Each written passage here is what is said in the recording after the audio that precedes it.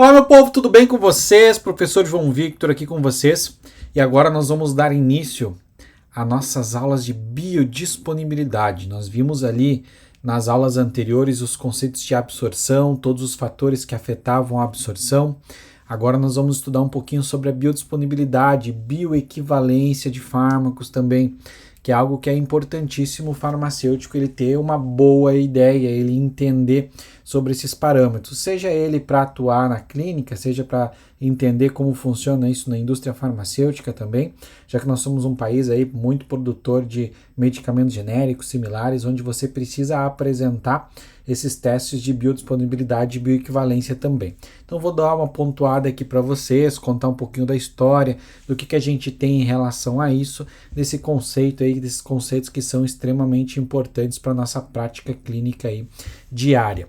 Nós temos que entender que nós precisamos saber de biodisponibilidade, principalmente de biodisponibilidade, bioequivalência, comparação com as formulações que a gente tem, para a gente entender qual a mais adequada para aquela condição daquele paciente também, certo? Então esse vai ser nosso objetivo. Então o objetivo da nossa aula é nós aqui entendermos um pouquinho do histórico, ver como é que se deu essa construção do conceito de biodisponibilidade. É importante que a gente tenha esta noção antes de avançar. Depois nós vamos ver quais são os parâmetros farmacocinéticos que são envolvidos, Então nós temos que saber que quando a gente fala de biodisponibilidade, bioequivalência, nós vamos ter parâmetros básicos de área sobre a curva, concentração máxima, tempo máximo, que são parâmetros aí que estão relacionados à velocidade e a extensão da absorção de um fármaco. É através deles que nós vamos conseguir medir, inferir a biodisponibilidade, dizer se um fármaco é bioequivalente com outro também.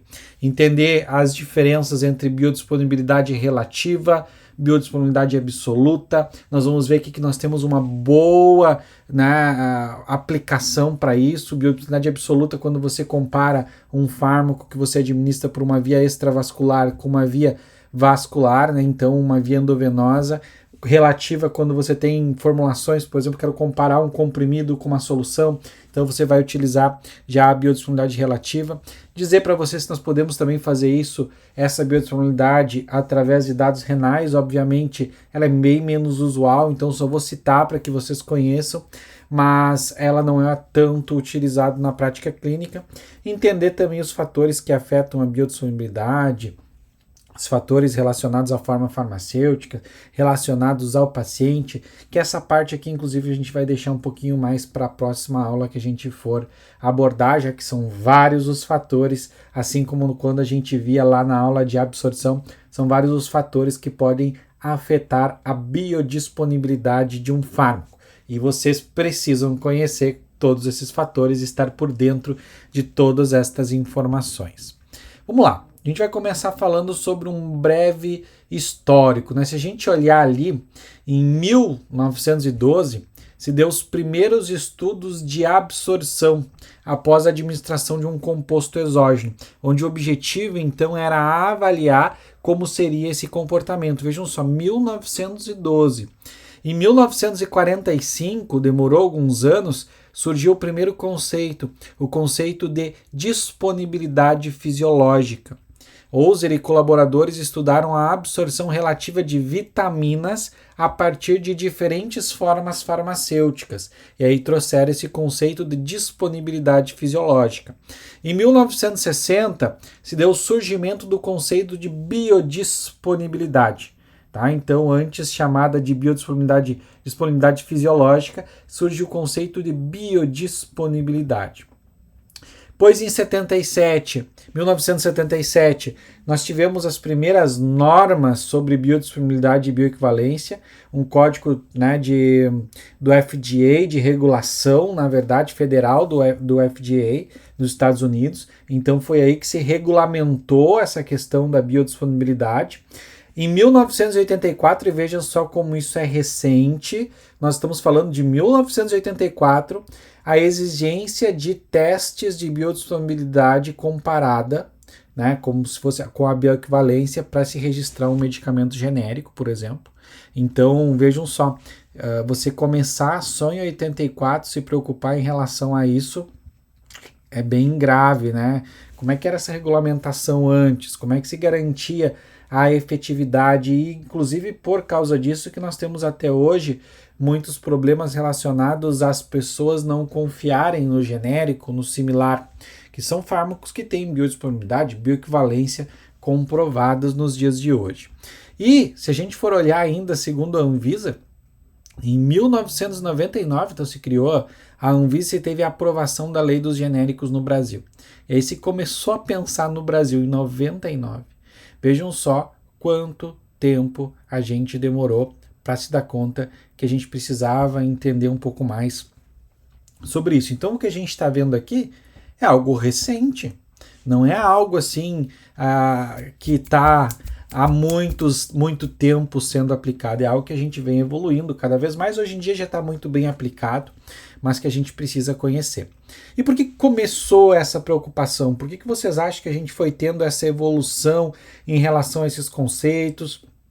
Evolução de entender que a gente precisava ter uma regulamentação.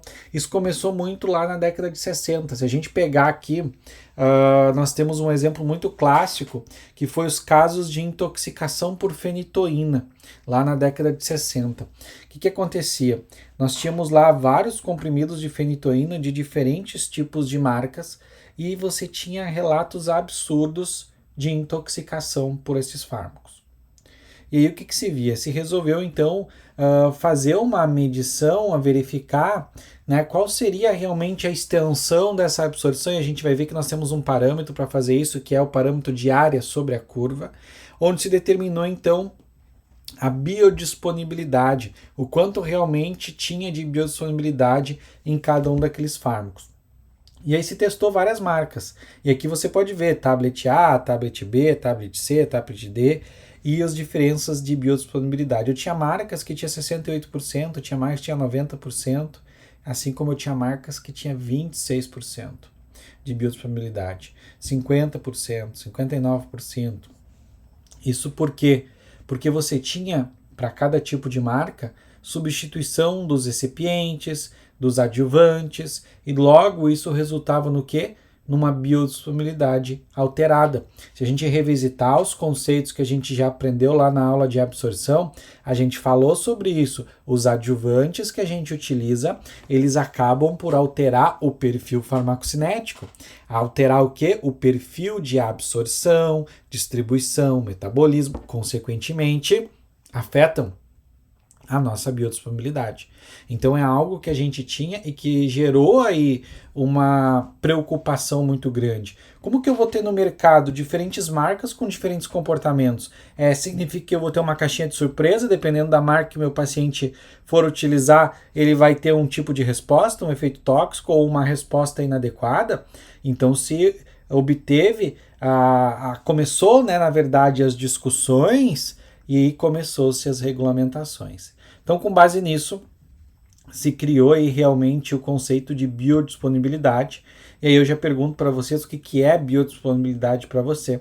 E o conceito que a gente tem aí regulamentando isso que é o nosso conceito inicial, quantidade de fármaco que chega à biofase e é responsável pela ação farmacológica. Só que a gente sabe que biofase é o sítio de ação do fármaco. E o que a gente mede, basicamente, não é a biofase. O que a gente mede é a concentração na circulação sanguínea. Então, a gente teve esse conceito inicial que demandou aí uma atualização, consequentemente, em relação a isso, porque a gente vai ver aqui o conceito atual, logo mais eu vou contar para vocês. Temos que lembrar também que biodisponibilidade ele é diferente de absorção. Biodisponibilidade representa a quantidade de fármaco que realmente chegou à circulação sistêmica intacto e, portanto, está disponível nessa biofase, e a absorção representa a permeação do fármaco na mucosa do trato gastrointestinal, mas que ainda não está disponível na circulação sistêmica. A absorção é simplesmente a passagem pela membrana. Biodisponibilidade é quanto realmente chegou, inclusive que passou por aquele metabolismo de primeira passagem e que está disponível lá na corrente sanguínea, tá? Então a gente tem essas características. E aí eu pergunto, qual que é a biodisponibilidade de um fármaco administrado pela via intravascular? qual será que é a biodisponibilidade se eu pegar um fármaco e administrar direto na minha corrente sanguínea? Aí eu faço uma analogia. Bom, para aí. Se eu pegar uma agulha, colocar direto na minha corrente sanguínea, eu tenho passagem por membrana? Vamos ver, eu tenho passagem por membrana? Não tenho. Se eu não tenho passagem por membrana, tudo que eu colocar vai direto para a corrente sanguínea. Logo, a minha biodisponibilidade por uma via intravascular direto na corrente sanguínea, ela é de 100%. A dose é totalmente disponível no organismo. Essa é uma das maiores diferenças que a gente tem comparado a todas as outras vias.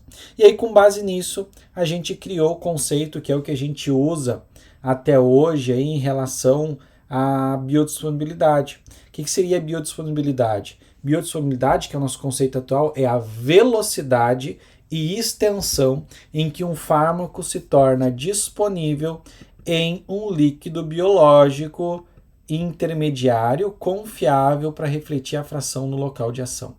Então vejam só como se poliu muito. Antes eu tinha a biofase. Biofase, ela não necessariamente é corrente sanguínea. Agora eu estou dizendo que biodisponibilidade é velocidade. E eu, inclusive, tenho parâmetros que me ajudam a medir essa velocidade. O que é velocidade? Concentração máxima é o tempo máximo onde eu atinjo a minha concentração máxima. É o tempo onde eu atinjo a minha concentração máxima. Isso me dá velocidade. Se eu demoro mais para absorver, meu T máximo vai ser maior. Se eu demoro menos para absorver, meu T máximo é menor.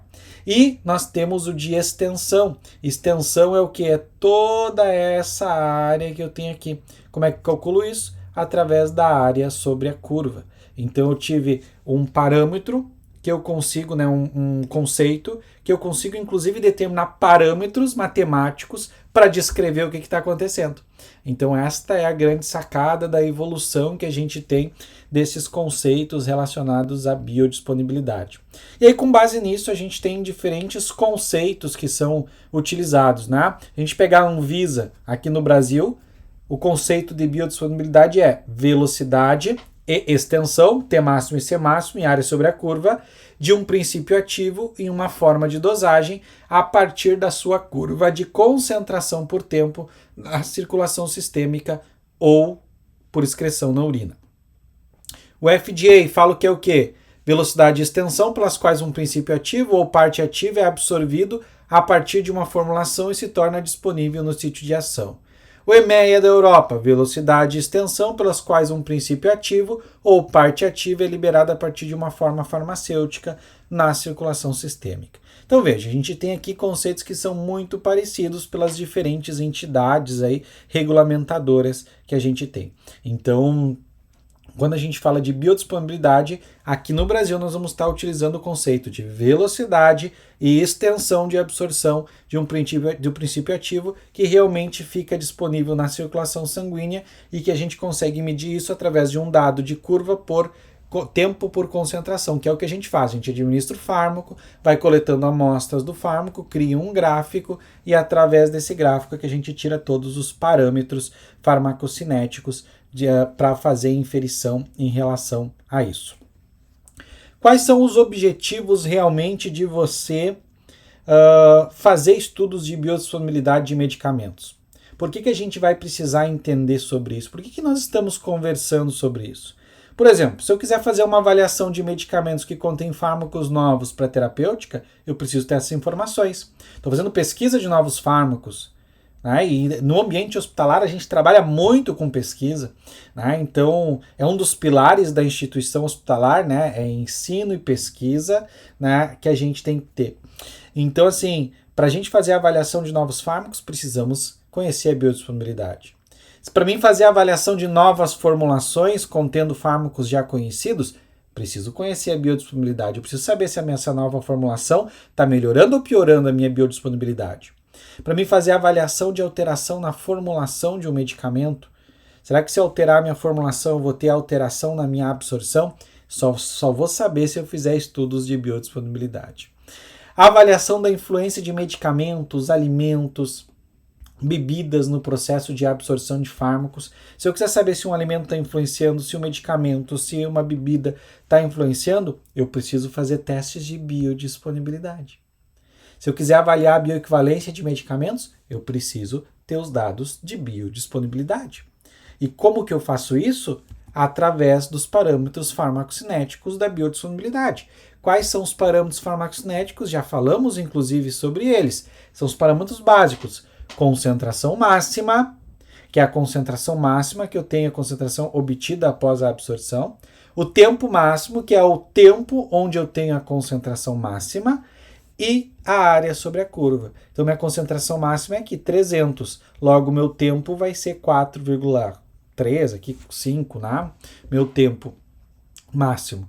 E a minha área sobre a curva, eu vou calcular toda essa área que a gente vai ver que é um artifício matemático, né? A gente aprendia em matemática lá, que é como calcular a área, né, de trapézio. A gente vai ver aqui, a gente consegue fazer esta determinação também para entender a extensão. Então, velocidade C máximo e T máximo, extensão, área sobre a curva, tá? Então, como que a gente faz lá na prática? Eu tenho uma fórmula que é biodisponibilidade. Se eu quero comparar, por exemplo, qual que é a biodisponibilidade de um fármaco administrado oral? Eu vou precisar ter o fármaco administrado via, né, injetável e o fármaco administrado via oral. Com isso, eu vou ter o meu C máximo, eu vou ter o meu T máximo, eu vou ter aqui a área sobre a curva. Eu tendo a minha área sobre a curva, eu consigo calcular, jogar aqui nessa fórmula e determinar, então, a biodisponibilidade de um fármaco. Então, para mim determinar a minha biodisponibilidade, eu preciso do quê? Da área sobre a curva. Ah, mas professor, como é que eu vou calcular essa área sobre a curva? Isso não tem lógica para mim. Vamos, vem cá, calma que eu vou te explicar. Vamos supor o seguinte, você tem lá um fármaco que você administrou no paciente, lá no tempo zero, você tomou por via oral, por exemplo, no tempo zero a concentração é 0. No tempo 1 hora, você foi lá e tirou uma amostra de sangue e viu que era 75 microgramas por ml. 2 horas, 210 microgramas por ml. 3 horas, 45 microgramas por ml. 4 horas, 10 microgramas por ml. 6 horas, 5 microgramas por ml. Você vai plotar esse gráfico. Através desse gráfico, você consegue determinar o quê? Qual que é a concentração máxima? E aqui a gente já vê, né, que a concentração máxima é o quê? 210. Logo, o meu T máximo, ele é 2 horas. Difícil? O que vocês acham? Difícil de conseguir fazer isso? Tranquilão, né, da gente fazer isso. Ah, mas professor, beleza, concentração máxima e T máximo, é só olhar no gráfico e vai dar tudo certo. Mas então, como que eu acho a área sobre a curva, que é o parâmetro de extensão? Nós, para calcularmos a área sobre a curva, nós vamos utilizar o método dos trapézios, tá? Então, quando a gente fala de método dos trapézios, você vai utilizar o quê? Nada mais é do que você ter aqui esse gráfico e a cada intervalo de tempo você vai considerar ele sendo um trapézio. Então, aqui você vai ter outro trapézio. Aqui você vai ter outro trapézio e assim por diante. O que a regra do trapézio nos fala? A regra do trapézio nos fala que nós temos aqui concentração 1, concentração 2, tempo 1, tempo 2. Logo, com isso, você vai conseguir fazer o quê? Determinar a área sobre a curva, que nada mais é do que base maior. Vamos ver qual que é a base maior. Base maior é aqui, essa concentração 1. Base menor, concentração 2, dividido por 2. A altura é o quê? O tempo. 1 menos o outro, aqui no caso 5 menos 4. Então, você aplicando essa fórmula, né, dos trapézios, você vai determinar esta área sobre a curva desse intervalo. O que você vai fazer? Vai calcular para cada intervalo desses a área sobre a curva. Depois que você fizer isso, você vai somar todas estas áreas sobre a curva. Então, somou todas elas, a gente diz aqui que nós temos a área sobre a curva de 0 a t. Então, de 0 a 6 horas, a gente vai saber qual que é aquela área sobre a curva daquele intervalo. Porém, eu digo para vocês, a gente em 6 horas não tem mais fármaco? O que vocês acham? Será que quando a gente chegou aqui em 6 horas, em 10 horas nesse caso aqui, a gente não tem mais fármaco? A gente tem. A gente precisa calcular o quê? A área sobre a curva do infinito. Você vai pegar a última concentração que você tem aqui, no caso aqui que a gente tinha, a última concentração é 5, né? E dividir pela constante de eliminação. Ah, mas professor, como é que calcula a constante de eliminação? Calma que eu também vou explicar para vocês em outro momento como que a gente faz isso, tá? Então, a constante de eliminação é a inclinação da reta que a gente vai ter que transformar isso em logaritmo, né? Vai ter que calcular essa concentração de eliminação, constante de eliminação. Então, com isso, você vai somar essa área de 0 a t com essa área do infinito e você vai ter áreas do zero ao infinito. E aí é isso que você vai comparar para determinar as biodisponibilidades. Então, de 0 até a exposição medida e de 0 ao infinito, que é aquela que você extrapolou, você vai ter a exposição total.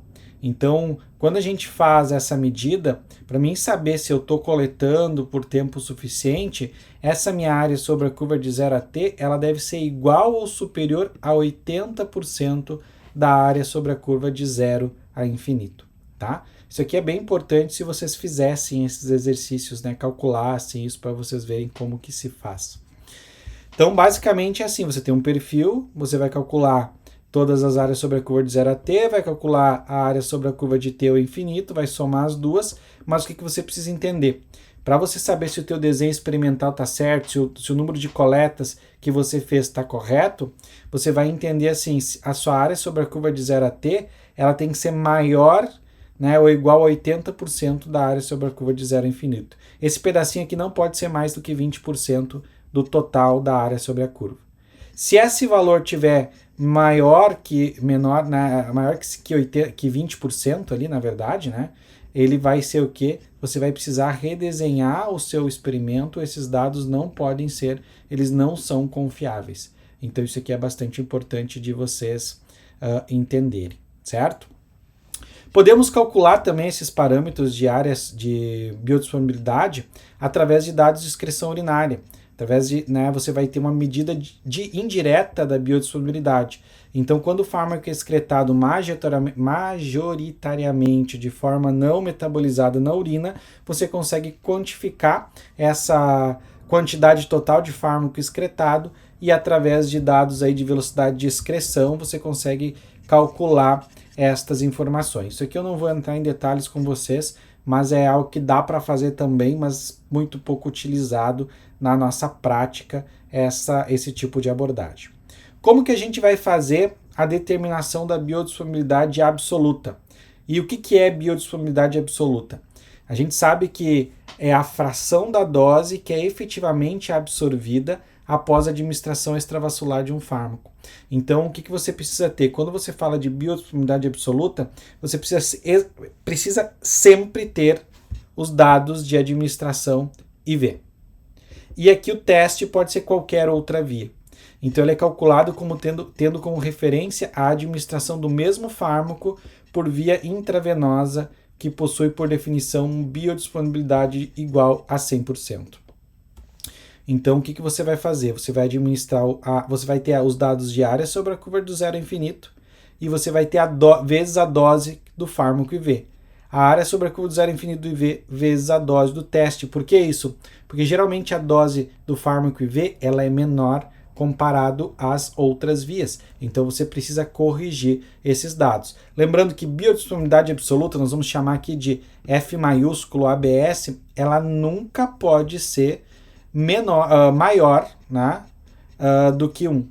Ela é menor ou igual a 1. Nunca pode ser maior que 1. Não tem como dar um fármaco via extravascular e ele ter maior biodisponibilidade do que o fármaco que eu administro via endovenosa, tá? Intravenosa. Então é sempre importante a gente ter essas informações. Então, quando eu falo de comparação com a via IV, eu estou falando de doses de biodisponibilidade absoluta. Um teste, uma via, né, com uma comparada com a IV. Quando eu não tenho comparação de via com a IV, eu vou ter a biodisponibilidade relativa. O que é isso? É a razão entre a quantidade e a velocidade de fármaco que chega à circulação sistêmica a partir da administração extravascular de um medicamento, né, teste, e a quantidade e velocidade desse fármaco que chega à circulação sistêmica a partir da administração extravascular de um medicamento referência. Então aqui é para comparar um teste com referência. Eu estou comparando a mesma via ou até vias diferentes. E aí o que acontece? Essa biodisponibilidade relativa, ela pode ser igual, maior, menor que 1. Ela não precisa né, seguir aquela regra como a gente tinha na biodisponibilidade absoluta, que ela não podia ser maior que 1. Aqui eu posso ter um fármaco que ele tem a biodisponibilidade maior em relação ao outro. Então isso é bastante importante da gente conhecer. Nós temos aí uma relação muito grande entre a biofarmácia e os estudos das alterações da biodisponibilidade também. A biofarmácia estuda dos fatores que influenciam a biodisponibilidade de um fármaco no homem ou em animais e o uso dessas informações para otimizar a atividade terapêutica, farmacológica do medicamento no uso clínico diário. É esse o objetivo, na verdade, que a gente está fazendo aqui. A gente está estudando esses processos, a absorção, distribuição, metabolismo, excreção, porque tudo isso está afetando o quê? A concentração plasmática, que vai afetar consequentemente a concentração no sítio de ação e consequentemente o efeito farmacológico. Então a gente tem que entender que esses processos, né, eles apesar de serem diferentes os conceitos de biodisponibilidade e absorção, eles estão muito relacionados. Então a gente vai entender que nós temos vários fatores aí que vão estar afetando essa biodisponibilidade, a gente vai ter que conhecer cada um desses fatores também em relação a isso. Quando a gente fala de formas farmacêuticas sólidas, são as que potencialmente podem apresentar maior problema em relação à solubilidade. Por quê? Porque tem inúmeros fatores que vão influenciar nessa absorção, como a gente já viu. Apesar de a gente saber que a adesão do paciente é maior, que a via oral é a mais conveniente, a gente sabe que nós temos vários fatores que vão estar afetando essa biodisponibilidade. Tá? Então o objetivo dessa nossa aula de hoje era simplesmente a gente conhecer um pouquinho dos conceitos que a gente tem em relação à biodisponibilidade, bioequivalência, mas nas próximas aulas agora a gente vai focar muito em entender esses fatores, entender essas características, que é o que realmente vai te dar uma base para poder atuar diretamente com o seu paciente, entendendo, intervindo, ajustando de maneira mais adequada toda a farmacoterapia e garantindo um resultado mais adequado para esse paciente. Se a gente for falar de indústria farmacêutica, isso se usa muito para aprovação de fármacos, como eu falei, fármacos, né, genéricos, similares, precisam ter os seus dados de biodisponibilidade, bioequivalência comparados com os medicamentos referências. Então isso é um objetivo, é algo que a gente precisa entender também, certo? Vejo vocês aí na próxima aula.